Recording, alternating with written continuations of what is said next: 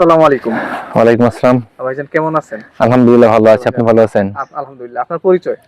হ্যাঁ, আমি মোহাম্মদ আফজাল হোসেন, পড়াশোনা করতেছি হাজী মোহাম্মদ দানেশ বিজ্ঞান ও প্রযুক্তি বিশ্ববিদ্যালয় মার্কেটিং বিভাগে। এখানে একটা ফিল্ড ওয়ার্ক ছিল আমাদের, তো এটা দেখতে আসছি আমরা।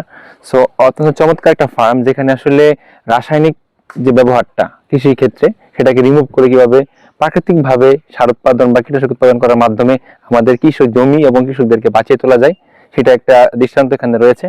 সুতরাং আশা করব এইটা যেন আমাদের এই যে কার্যক্রমগুলো এই ফার্ম যারা অর্গানাইজ করছে বা পরিচালনা করতেছে, তাদের এই কাজ যেন সারা বাংলাদেশের প্রত্যেকটা প্রান্তিক কৃষকের কাছে পৌঁছে যায়, এটাই আমাদের প্রত্যাশা থাকবে। এবং চমৎকার একটি কাজ, এবং এটা আমি চাই, আমার ব্যক্তিগতভাবে আমার দর্শন থেকে আমি পরিদর্শন থেকে বুঝতে পারি এটাই, যে এখানে এটা সমগ্র বাংলাদেশ পর্যন্ত ছড়াইয়া দেওয়া দরকার। ধন্যবাদ সবাইকে।